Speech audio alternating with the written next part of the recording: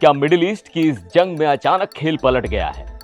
एक तरफ अमेरिका अपने सहयोगियों पर दबाव बना रहा है और दूसरी तरफ ईरान उन्हीं सहयोगियों में से एक को छूट देने की बात कर रहा है। यानी जो देश अमेरिका का दोस्त है उसी के लिए ईरान ने रास्ता खोलने का ऑफर दे दिया है। तो क्या यह सिर्फ कूटनीति है या फिर ईरान ने एक बहुत बड़ा गेम प्लान शुरू कर दिया है? नमस्कार, मैं हूं सिद्धार्थ प्रकाश।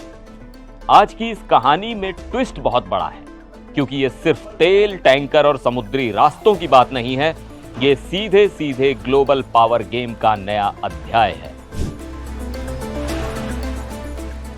पहले समझिए बैकग्राउंड। अमेरिका इजराइल ने ईरान पर हमला किया और उसके बाद सबसे बड़ा असर पड़ा स्ट्रेट ऑफ होर्मुज पर।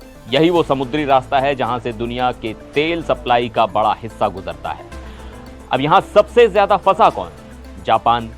जापान अपनी करीब 95% तेल जरूरत मिडिल ईस्ट से पूरी करता है और उसमें से लगभग 70% इसी होर्मुज स्ट्रेट से आता है।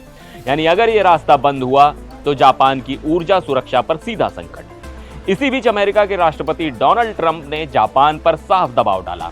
उन्होंने कहा जापान को स्टेप अप करना चाहिए क्योंकि उसके हित सीधे इस क्षेत्र से जुड़े हैं। लेकिन यहीं पर कहानी में आता है सबसे बड़ा ट्विस्ट।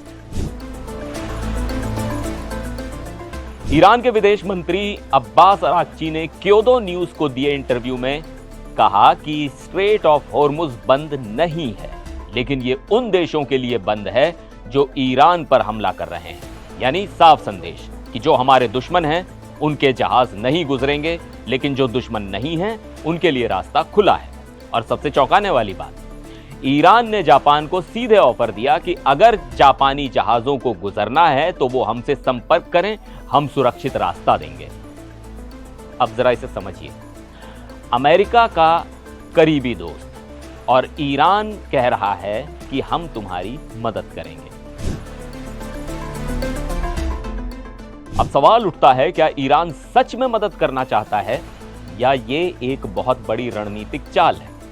देखिए, ईरान ने एक लाइन खींच दी है, हमारे दुश्मन अलग और बाकी दुनिया अलग। इसका मतलब यह हुआ कि ईरान सीधे सीधे अमेरिका और उसके सैन्य सहयोगियों को टारगेट कर रहा है, लेकिन बाकी देशों को अपने पाले में खींचने की कोशिश कर रहा है।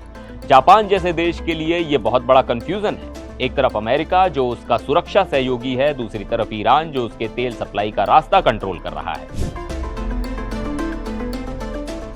जापान ने खतरे को समझते हुए अपना बैकअप प्लान भी शुरू कर दिया है। टोक्यो ने अपने स्ट्रेटेजिक ऑयल रिजर्व को रिलीज करना शुरू कर दिया है। जापान के पास करीब 254 दिनों का तेल स्टॉक है, जो दुनिया में सबसे बड़े भंडारों में से एक है। इसके अलावा इंटरनेशनल एनर्जी एजेंसी के देशों ने भी 11 मार्च को फैसला लिया था कि वो अपने स्टॉक फाइल्स खोलेंगे ताकि तेल की कीमतों में उछाल को कंट्रोल किया जा सके। इसी पूरे माहौल में ट्रंप का एक और बयान आया। उन्होंने जापान की प्रधानमंत्री के सामने पर्ल हार्बर का जिक्र कर दिया, यानी 1941 का वो हमला जो आज भी जापान और अमेरिका के रिश्तों में एक संवेदनशील मुद्दा है। फॉरेन पूल रिपोर्ट के मुताबिक जैसे ही ट्रंप ने कहा, जापानी प्रधानमंत्री सनाए ताकाइची का चेहरा बदल गया, मुस्कान गायब हो गई और वो साफ तौर पर असहज दिखी। यानी एक तरफ अमेरिका दबाव डाल रहा है और दूसरी तरफ ऐसे बयान रिश्तों में खटास भी ला सकते हैं। तो अब पूरा खेल समझिए। अमेरिका चाहता है कि उसके सहयोगी खुलकर साथ आए, लेकिन ईरान उसी सहयोगी को कह रहा है कि तुम हमारे दुश्मन नहीं हो, हम तुम्हें रास्ता देंगे। यानी ईरान ने इस जंग को सिर्फ सैन्य नहीं बल्कि कूटनीतिक खेल में बदल दिया है। और यही इस कहानी का सबसे बड़ा ट्विस्ट है, क्योंकि अब सवाल सिर्फ ये नहीं है कि जंग कौन जीतेगा, सवाल यह है कि इस खेल में कौन किसे अपने पाले में खींच लेता है।